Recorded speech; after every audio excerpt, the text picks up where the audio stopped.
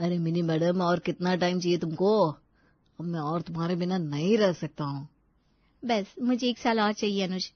मेरी post graduation complete हो जाने दो, तभी मैं अपने पापा से बात कर सकती हूँ। नहीं तो क्या मिनी?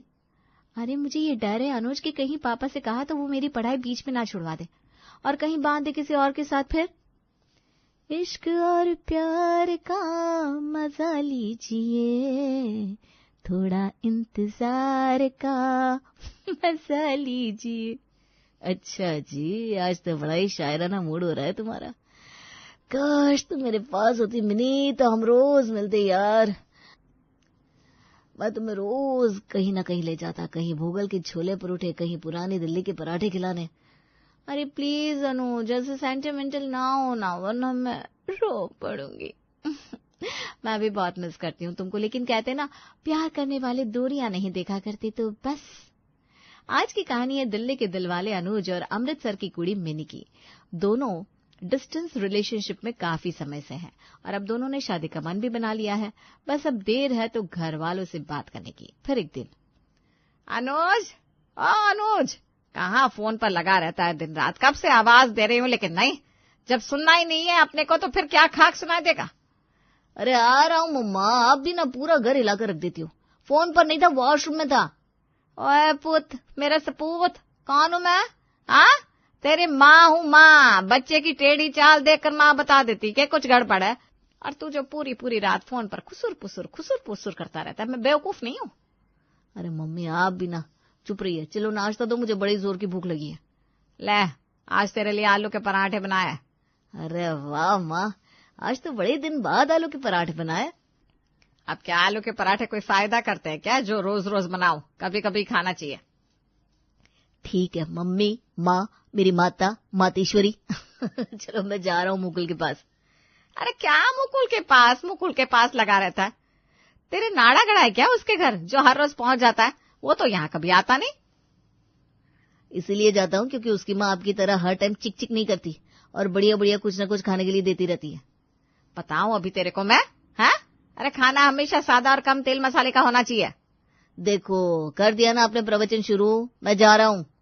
अरे और नल्ले सुन, वो लड़की जिसे तू पूरी रात बतियाता रहता है, उसको बता रखा है कि नहीं कि तू कुछ भी नहीं करता धरता है? मम्मी मैं चलता हूँ, वरना मेरा पूरा टाइम यहाँ ही निकल जाएगा। और मैं नल्ला नहीं हूँ माँ, जॉब से ब्रेक लिया है, अगले जॉब के लिए एक एंट्रेंस एग्जाम पास करना है। इधर अनुज निकलता है, उधर रीटा जी की जिठानी गीता जी का फोन आता है। कैसन बा रीता, तू कभी तो याद कर लिया कर कि तेरी कोई जिठानी भी है। मुझे पता है तू बहुत ज्यादा बिजी रहती है। ठीक बा दीदी, पैर लगते हैं। आप कैसन बा?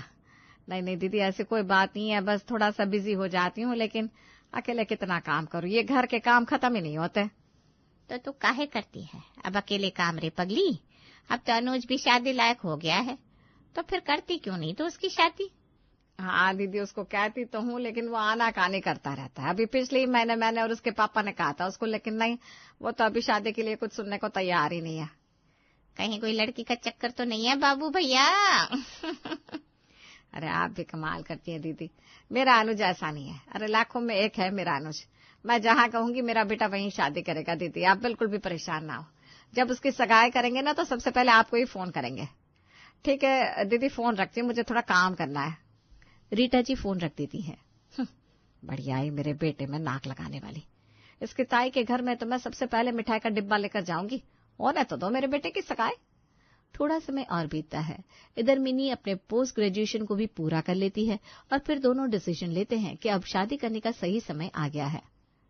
सुनो ना अनुज, अब बात करो ना अपने घर पर, क्योंकि अब यहाँ पापा जी भी बहुत तेजी से रिश्ते देख रहे हैं। ठीक है, मैं आज ही बात करता हूँ अपनी मम्मी से।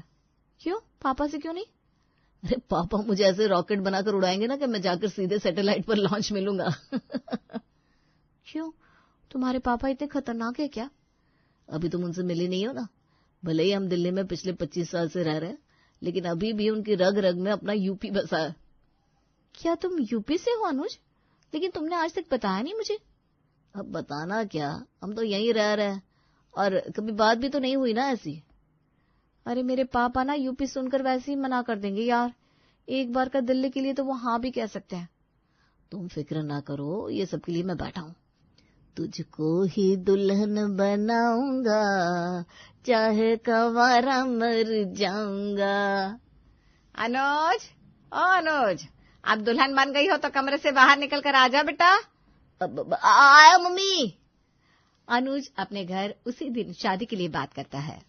मम्मी वो मुझे आपसे कुछ जरूरी बात करनी थी।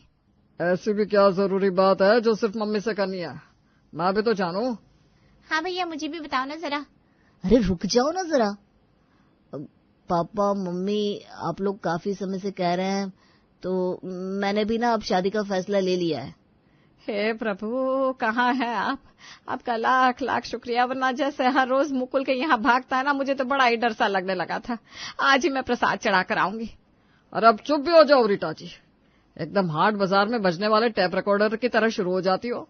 अरे उसकी भी तो सुनो, लड़की कौन है, कहाँ की है, कौन से ब्राह्मण है, गंगा किनारे वाले है या सनाढ़िया ब्राह्मण है, कौन सा गोत्र है, सब जान तो लो। पापा वो ब्राह्मण नहीं है, वो अमृतसर की सरदारनी है। क्या दिमाग खराब तो नहीं हो गया तुम्हारा? अरे हमारी 7 क्या 14 पुश्तों में से किसी ने गैर बिरादरी में ब्याह नहीं किया। अरे गांव में भी खबर करनी पड़ेगी तो क्या बताएंगे, कौन से गांव के पंडा है तेरे ससुराल वाले। अरे नाक कटा के रख दे इस लड़के ने हमारी रीटा। और प्रदीप जी गुस्से में खाना खाए बिना वहां से उठकर चले जाते हैं। देख तेरे पापा तेरे कारण खाना खाए बिना चले गए, और मुझे सबसे ज्यादा चिंता तो तेरी ताई की है। वो तो मुझे जिंदा ही खा जाएगी सुना सुना कर। हे भगवान, अब मैं क्या करूं? यह दिन देखने से पहले मुझे ऊपर उठा ले प्रभु। अरे रुको मम्मी, तुम भी ना कमाल करती हो, तभी मैं ना करती हूँ कि ये टीवी सीरियल ना थोड़े कम देखा करो। इतने में अनुज भी वहां से उठकर चला जाता है। देखो भैया भी चला गया ना। अरे मम्मी पहले देख लो भाई की पूरी बात, वो क्या कहना चाहता है सुन लो। समय बदल गया है। आप न्यूज क्यों देखती हो? कोई नीले ड्रम में भर रहा है, कोई अपने पति की सुपारी दे रहा है। और रही बात गांव की, तो मैं बात कर लूंगी पापा से। जो आए दिन लड़कियां किसी के साथ भाग जाती है और लड़के भगाकर घर लाकर खड़ी कर देते हैं बहू, तब तो आशीर्वाद देना ही पड़ता है ना, फिर चाहे मर्जी से दो या बिना मर्जी के। प्रिया की बात सुनकर रीटा जी चुप हो जाती हैं। वैसे बात तो तू एकदम सही कह रही है प्रिया बेटा, मैं तेरे पापा को समझाऊंगी, और रही बात तेरी ताई की तो उनसे मैं निपट लूंगी। फिर इधर रीटा जी प्रदीप जी को समझाने में लग जाती है, और उधर दूसरा बम फूटता है अमृतसर में। लेकिन जैसे तैसे करके बात संभाली जाती है, और फिर मिनी आ जाती है दिल वालों की दिल्ली में दुल्हन बनकर। देख ले रीटा, अपने लाखों में एक बेटे को ब्याह लाया ना सरदारनी, लेकिन एक दिन मैंने कह दिया था तेरा वश नहीं चला, वरना तू तो फोन में घुसकर मेरी जुबान खींच लेती। अरे छोड़ो ना ताई जी ये सब, अब आपके घर नई बहू आई है, उसका स्वागत करो। आओ मिनी, यहाँ बैठो और आराम से पहले चाय पियो। अपनी अटैची उठा लो, चलने का समय हो गया है। अरे भाभी, मिनी की पहली रसोई तो करवाते जाओ। अब रीटा को कहाँ इतने रीति रिवाज पता है, आप ही तो बड़ी हैं घर में। अरे आपकी रीटा जुबान चलाने में बिल्कुल छोटी नहीं है देवर जी। ठीक है रुक जाती हूँ, लेकिन सिर्फ आपके कहने पर रुक रही हूँ। अच्छा मिनी, क्या क्या बनाना आता है तुमको? चलो बताओ, फिर उसी हिसाब से बनवाएंगे। मैं छोले, राजमा, कढ़ी, साथ में चावल, आलू के पराठे, गोभी के पराठे, पनीर पराठा, कुलचा, ये सब बना लेती हूँ। अरे भाभी, आपने तो एकदम किसी रेस्टोरेंट की जैसे मेनू कार्ड खोल दिया। हाँ तो बढ़िया से राजमा चावल ही बना लो बहू। एक तो तुम अमृतसर की हो, और तुमसे अच्छे राजमा हम लोग बना नहीं पाते होंगे, तो वही बनाकर खिला दो। ठीक है ताई जी, आप जैसा कहें। थोड़ी देर में मिनी सबके लिए बढ़िया राजमा चावल और कड़ा प्रसाद बनाकर रेडी कर देती है, और सब बड़ा ही स्वाद लेकर खाते हैं। क्या दीदी बता दो जरा कि कैसा बनाया हमारी बहू ने? वाकई में बहुत स्वाद बना है। चलो 2 तारीफ के शब्द तो फूटे मुंह से, वरना पोल पोल मुंह में एक थाली भरकर राजमा चावल सरका दिए। अच्छा, तो तुम्हारा पूरा ध्यान क्या हमारी प्लेट पर ही था देवरानी जी? चलो अब हम निकलेंगे, वरना यहाँ तो भूखे ही मरना पड़े। देखो तो सही कैसे कैसे लोग हैं दुनिया में। वारे ऊपर वाले तेरी माया, कहीं धूप कहीं छाया।